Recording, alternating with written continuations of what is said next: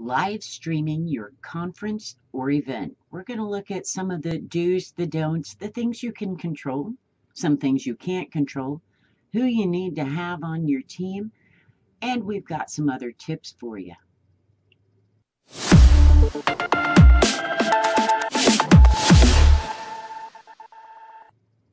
Hi, I'm Cheryl Luck with Ginger Roots Media, back with... Hey guys, Lainey Sullivan with Events by Lainey. All right, live streaming. I think we're coming to the close of this series, kind of, sort of. But we've talked about like the Facebook live stream. We've talked about getting on Instagram Live, but we're actually talking about a different type of live stream. So what is this actual live stream? This is a live stream where you're going to sell tickets. This is going to be placed behind a paywall. So for people who can't make it to your conference, they are going to be able to watch. You may allow them to watch all of it. You may have only certain sessions that you're going to live stream. All of that's up to the event creators, the event planners, what you plan to do with it. But this is not just Facebooking and Instagram, and preferably, I hate to say this, preferably not YouTube. I know, it kills her to say that. But it's way better. And I'm going to say, with live streaming, this is a way to create more income. Live streaming costs money, but a lot of money. Yeah, it's a big part of your budget. So, you want to work with a live streaming company who's going to work with you on ticket sales. We know a few of them that they partner, basically they partner with you, they get a percentage of the ticket sales, but they're also promoting your event and pushing your event out. But sometimes, you can just pay somebody to live stream and then you're completely responsible for the ticket sales. So you have to figure out which is better for you. Not just the ticket sales. You're responsible for setting up the players on your site, the site itself, the paywall, the complete system. It could be that you've got someone that all they're going to do is set up, preferably more than one camera. Yeah. But set up a camera, plug it in, and send it to wherever you have created. Let me tell you, I would say for most people, unless you are really good at all the tech and all of that on the web, that's probably not the way you want to go. Your best bet for most people is to get a company that is going to do all of the video. They're going to set up the page. They are going to set up the paywall, have the players, everything in place, because it is a big freaking ordeal. It's not where you're going to plug in or hold your phone up for a, even a 20-minute live on Facebook. No. This is an extreme process, and it takes a professional. Yeah. And you're professional. When I say this, you've got professionals that, yes, they can do this. They may be only able to go to YouTube to record. They may only have one camera, which means wherever that camera is setting, that is where it's going to be the complete time, unless you get one of those that they decide, you've got a speaker on stage, we're going to zoom in, then we're going to zoom out, then we're going to zoom in, then out, then we're going to pan. Let me tell you, well, without editing, when they edit all of that footage, it can work. Without editing, when you're sitting and watching this, that's not the best idea.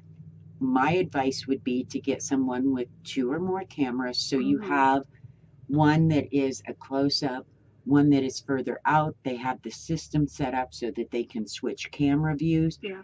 They've probably done showing the audience before the speaker starts.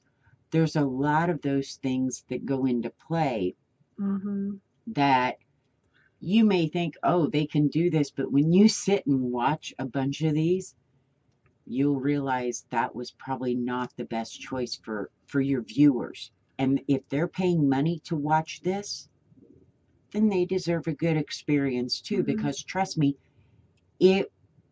you'll hear about it. Right. And when we are talking about this live streaming, we are definitely talking about using it for paying customers and for putting it behind a paywall.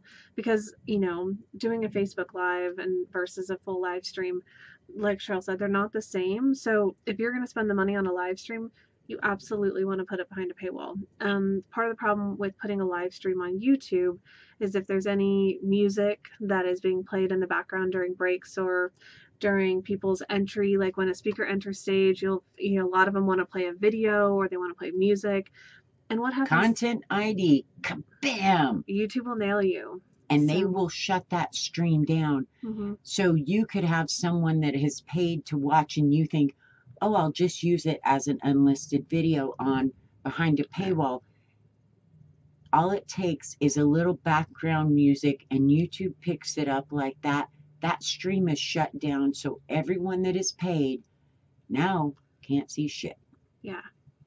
So don't put it on YouTube. Not only that, but it doesn't matter how hard you try to hide it and put it behind a paywall, because all someone needs to do is go in there, see that YouTube video, get the link, and they can send it out on Twitter, which if you think you're going to tell them don't do that, well, all you've done is tell them they can. A lot of people may not think that far ahead, mm-hmm. but some of us will go get any link we can and share it with someone. They do. Not that I just said us. I know, you just... Maybe I've done that. I've done it with all kinds of things. But and not with paywalls, of course, because if I'm going to pay, by God, you are too. But it is not going to be secure. Right.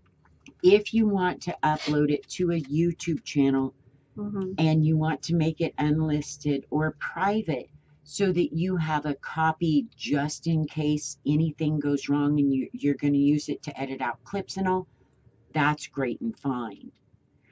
But to have people pay for something that you could lose in an instant is not okay. So there's so much more with doing it YouTube. Let's not go there. It upsets me. But let's just say don't do it. That's the easiest way to say don't do it at this point. Yeah, sure. I can think of a million reasons to do it. You can think of, yes. But yeah, like I said, if you're going to have them pay for it, no. Yeah. Your best bet, if you want to use YouTube, is to have the conference recorded, the speakers recorded that you want, and then take it down. You're making it private. You're going to edit it and put up what you want. Right. And so that's where you use YouTube for it. Yeah. Is editing the content out and then repurposing it. Now, one of the things I know we've ran into before are certain speakers my theory is the speaker doesn't want to be recorded, or some will not let you show them live. Some mm-hmm. will not let you have a recording.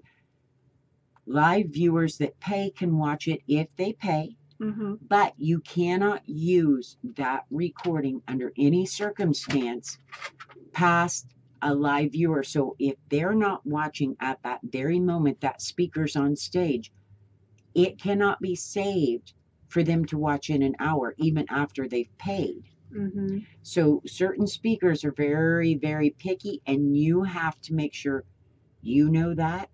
Mm-hmm. It's in the contract. Your people doing the video recording know this. Yep. Your social media and marketing team know this, so that they can say, if you want to watch so-and-so, you must be there live. We do not have any permissions to record them.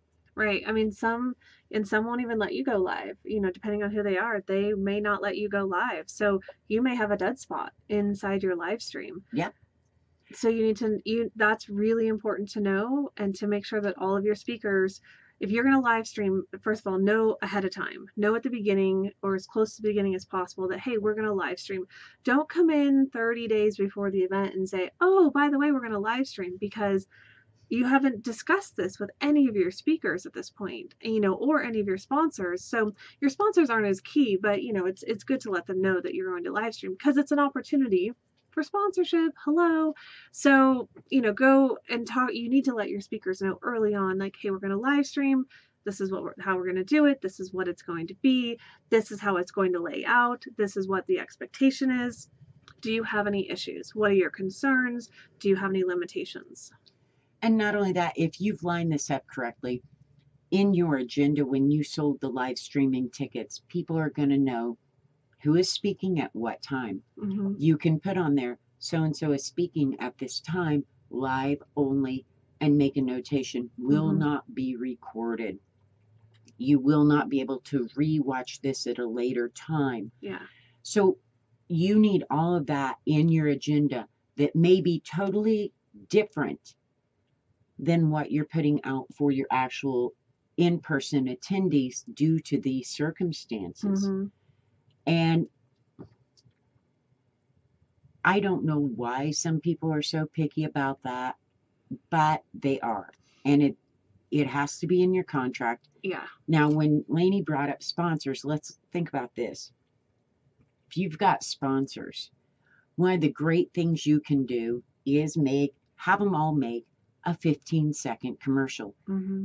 Some places will say, oh, make it 1 minute, make it 2 minutes. No, I'd say 15 seconds to 30 seconds, depending on how much time you need to fill, how you're going to use these little commercials, and have them make videos so that in these moments in between speakers, at break times, whatever, sometimes you may only have a 10-minute break or Right. a few minutes. You can play these little sponsors videos through the live stream. Are most people going to get up, walk off, go to the bathroom, go get lunch, go do things? But to the sponsors, it gives them an opportunity to get in front of them. And you as the creator can also create your own 15 to 30-second messages in there too that are directly targeted to your live audience, letting them know that you're glad that they're there, acknowledging their presence, that you're super excited, that maybe you have some extra gifts for them, or, hey, this is what's coming up. So you could do some really unique... Promote next year's event. Mm-hmm. Yeah. I mean, there's a lot of things that you can do as well, in those like 15 to 30 seconds. And, you being the creator, you might be allowed to do a 30-second clip. As far as I'm concerned, no. But, not really. Some of the other things you want to watch out for is we're not going into the Facebook Live and the Instagram Live, but you need to have signage at your event. And while we're not talking a lot about the event, this all goes to digital. You need to let everyone that enters that event understand there will be photography, there will be videos, their likeness, their image, their voice, you name it, may be captured and used. Because this falls under intellectual property. For those of you that think, oh, they're at an event, they know they could be on camera or pictures. No, they do not lose all rights to their body, to their privacy, even the sound of their voice. And I will link to live streaming video about the legalities and some things you need to watch. And the thing is, if they know this, they're kind of prepared, and you're a little bit, safer when it comes to speakers that say no live streaming, no pictures, no recordings. Here's where it gets very tricky, and whether or not you can control this, best of luck. Yeah. The thing is, living in Las Vegas, we see all the time these shows that say no recording, no pictures. Let me tell you what happens. That shit's all over online. So you can say, before that speaker approaches the stage, you can say, we request that you do not take video, you do not live stream this. If you see someone holding up their camera, you got a couple choices. Either just turn your head and act like you didn't see it, or you go over there and you snatch their phone, you pick them up, you kick them in the ass and throw them out the door and say, I told you not do that. And you could put no live stream if you don't want to have any live streaming across the board as far as like mobile device live streaming. You can just set that precedent at the beginning of your event. And again, we're kind of stepping into the event space a little bit, but we are talking about live streaming. So you can set that condition down and just say, you can take photos, but no video. And if if you do take video, we'll ask you to leave for the session. I mean, best of luck. Yeah, I mean, if your event's not massive, it's easy to control. If you've got 500 people, it's going to be a little bit harder. And then you start talking about roles and responsibilities, and then we get off track. So, right. But it's something that you can set a precedent for. Now, since you've got this figured out, you're going to have a live stream that's behind a paywall. You have hired a company that this is what they specialize in. This is not their little side job, and they got shitty equipment. Mm-hmm. And they don't have the switchers. They don't have all this. You've hired a professional team to do this. Some of the things you have to keep in mind is they understand their equipment. So when they start requesting that they need to have a spot placed here and nobody walks across it, they mean it. When they need hardwired, yeah, none of this Wi-Fi crap, because chances are that ain't going to handle it. They're going to have wires strung from the front to the back where they're running their big machines and all their tables. So you're going to need to know you've got to tape those wires down so that they're not tripped over. Not, God forbid, you trip over a wire, toss a camera. Oh. And if you're dealing with different hotels, they're going to have their team on staff, or they're going to have union labor on staff, or not on staff, but present for all that installation and setup. So you also have to make sure that you account for those costs, because not every venue is going to let a live streaming company do their own install or do their own full install. Yeah. So you have to make sure you talk to your venue about that. And here's one that we know will happen: troubleshooting.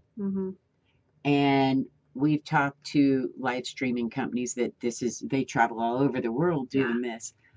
And the thing is, I think they were a bit confused when I wanted all the troubleshooting as social media manager for this particular event. The thing is, I knew I was going to have problems. I mean, this was an extended event. This wasn't a one afternoon. So I needed to know, what browser should people use when watching this? What if they can't get logged in? How do we deal with it? What if the live stream goes down? Who do I contact? How do I know where they can watch it again? When is that going to be available for watching again? Because a lot of times they'll live stream it when it's live. It doesn't stay there. They then edit, then put it back up for those that missed it live. There's just masses of things you need to know, and you need to have that all lined up. And your live streaming company must work with your social media person, because we're back to the customer service. Yeah. Someone can't get into a live stream, and maybe they're going to miss that one speaker that is only live because of a little glitch. That company may say, we handle all the troubleshooting. They aren't familiar with your people. Your people and attendees and those around haven't been working with them for 6, 8 months, maybe a year. If I've been working as the brand, I know these people. These people know what to expect from me. Some dude comes in from a live streaming company and says, just refresh your browser, or just do this, or it doesn't work as well. And your social media person is going to be watching Twitter. They're going to be watching Facebook, Instagram, you name it. And they're going to have the live stream up. Your social media team needs to have access to the live stream. So Yeah. that way they can be watching it live. So if there is a glitch, then they can hop into the Facebook and the Twitter and they can notify you. They can be in contact with the live stream team to say, hey, are you still streaming? Because we're not seeing it on this side. So, because we're dealing with technology, nothing is guaranteed. Nothing at all is guaranteed. So you want to have somebody on both sides of the live streaming to make sure that your digital customers are getting taken care of. And there is no wait time on this. This is not something where I can send a message to Lainey and say, hey, live stream is down. No one can log in. The site is down. Can you find the guys to see what's going on? Bullshit. A, she may be so busy she doesn't see that message right away. Mm-hmm. I can't wait because I've got people screaming at me. They've been cheated. As far as they are concerned, they have been cheated out of their money. And I am not very friendly about it. Mm-hmm. I'm friendly with the people that feel they've been done wrong. I'm not friendly if I can't get an immediate response. So Mm-hmm. even if Lainey has an assistant and that's who I have to tag, Right. I want it now, Mm-hmm. not in 5 minutes, not that afternoon when they see it, now. Mm-hmm. And if you work with a good social media team and a good live streaming team, they will have no problem saying, you got a glitch, here's my phone number. You got a glitch, send it here. We've got to have a chat open with the main people so that you can send a message. And you just communicate. If the live streaming guys miss it, maybe Lainey will see it. The event creator, one of the other people working there, will see it and they'll say, hey, hey, hey. And so communication is of utmost importance during the live streaming.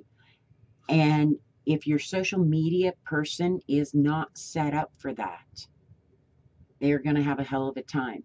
Because let's see, how many computers and monitors does it take to get set up for something like that? Somebody on a laptop is going to have a hard time. Yeah. You're better off with someone that can run a couple of computers, have multiple monitors, and have a page open for everything so nothing is getting missed anywhere. Yeah, the last one of the events we ran, Cheryl had 3 computers and 7 monitors running the event. 3 computers, 7 monitors. We have a picture. It's really kind of funny. It had to be done. So that's why I'm saying it's to monitor everything. If you have a larger event, it takes a lot because you've got to be on your freaking toes. And this is, if the event is a 6, 7, 8 hour day, that social media person or team has to be on the entire time. Yeah, they're taking breaks when you guys are taking breaks, but really they're not. I mean, they're grabbing food, hopefully, but yeah, I got. It don't matter what I got going on. I got room for some snicky snacks and potty breaks. Right. So your social media team is going to be on live, and they're going to be watching even when you guys are on breaks. They will be watching the social media to see what's happening, because if you're live streaming, they're paying attention to the live stream and what's going on social media from that perspective. They may not be sharing, it depends on how good they are at the multitasking, element of it all. How good everything's working. Yeah, and how good everything's working. So there's a lot of factors involved. So they may not be able to repurpose content right away. So that might, when you guys go on breaks, they might be dealing with repurposing some content, searching through, looking for issues. And because right now during live streaming, they're monitoring for concerns and issues. They're monitoring from a customer service space, which we've talked about so many times throughout this series. And this is where having somebody customer service live during your event is really why we focus on it and why we talk about it. You want somebody paying attention to those issues who can bring up those red flags for you and say, hey, somebody, did this person talk to you? They're at the event. Hey, this person is on, on digital and, they can't see it. So it's really important to have that customer service element in place. Yeah, and if you're an event creator or you are the event planner where when something really goes haywire, there's no point in going to the event creator. It's go to the event planner because Mhm. Lainey, I know, would know who I needed to get in contact with. She's dealt with all of these people throughout the process Mhm. and understands the process. So there could be a chance I send her a message and say, "What are you wearing and where are you standing?" Now I'm nowhere in the vicinity, but somebody is hunting her, someone that Right. this is not just an attendee that wants to say hi.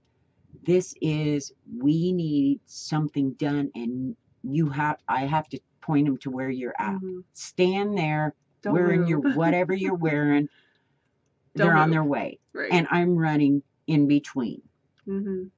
I may be talking to their social media person for the venue, or one of their team people that maybe hasn't dealt with her as much. So during the live event and live streaming, it's freaking crazy. It's fun. If Yeah. you are into social media and digital marketing, it's kind of a high. It Let's is. see what's going on And then we crash after. So for days. And yeah, there is a days and days. meltdown period. But live streaming, there's a lot to it. And we've just covered a small portion of it because you've got Yeah. how you're going to set up your ticket sales and who you're going to entrust with this. Are you going to just live stream? Are you going to send out and let people have like DVDs of the recording? That's part of Mhm. maybe the added, some added subscription they bought, paid an extra X amount of dollars Mhm. to have the DVD sent to them so they can watch them at their convenience. Mhm. Or have the digital replays, available to either your live attendees or your digital attendees. So there's a lot of things that you could do, and there's a lot of things that we don't even have time to cover. So if you're, Copyright, intellectual property. Oh my, so many yeah, fun things. so many. So if you want to learn more about live streaming, go to eventsbylaney.com/knowledge base and get on our list because we'll have more content coming out for you guys. And like I said, I'm going to link to a video about live Mhm. streaming and some legal tips. Yes. And be sure to subscribe to this channel so that you don't miss anything. And while you're here, give this video a like, a dislike, leave us a comment, a question. Thanks for watching.